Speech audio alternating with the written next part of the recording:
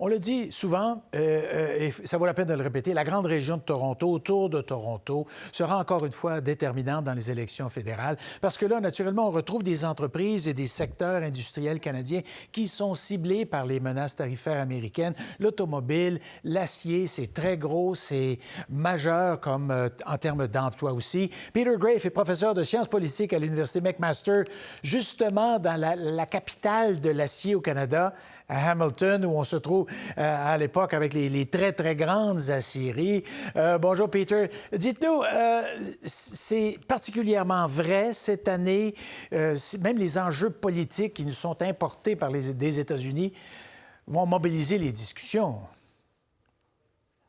Oui, en fin de compte, on voit dans la coup de sonde en Ontario l'importance de la question de la politique tarifaire américaine et ses incidences sur les industries de fabrication en Ontario. Et donc ici à Hamilton, par exemple, le secteur de l'acier est vraiment misé, mais aussi du fait que la plupart de la production va vers la production d'automobiles. Il y a quand même aussi des effets d'entraînement assez importants de ces tarifs qui viennent d'être mis sur les exportations d'automobiles. Est-ce que les partis, les grands partis, profitent, c'est un terme qui est un peu inapproprié, mais répliquent, s'expliquent, font campagne sur ces thèmes-là? Est-ce que ça va les forcer à exprimer des positions et prendre position?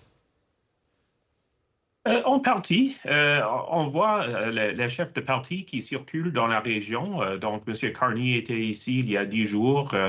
Il était à Windsor plus tôt cette semaine pour annoncer des appuis pour le secteur de l'automobile.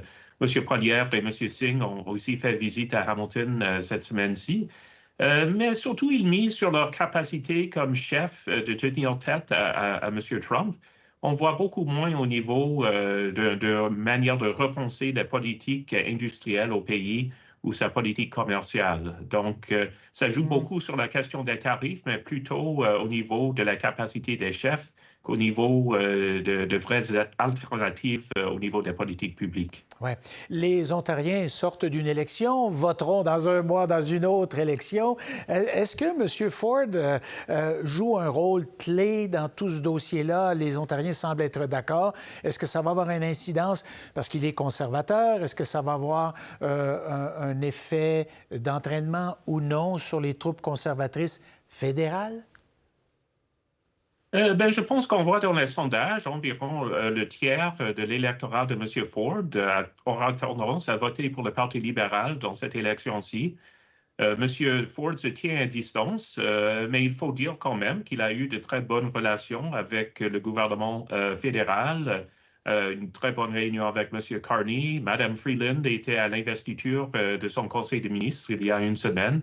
Donc, il y a quand même des liens assez étroits. Et on a vu hier deux stratèges très proches de M. Ford ont sorti avec une critique très sévère de la campagne de M. Poilievre en disant qu'il était dans le champ. Il parlait des enjeux qui étaient très peu importants aux Ontariens au niveau voyons, de la taxe sur la carbone, les pipelines, tandis que M. Ford a pu gagner en misant sur cette question du leadership face à la menace américaine.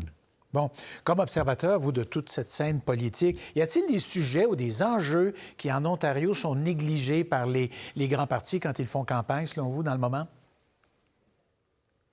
Oui, en fin de compte, on a vu une croissance économique très inégale en Ontario.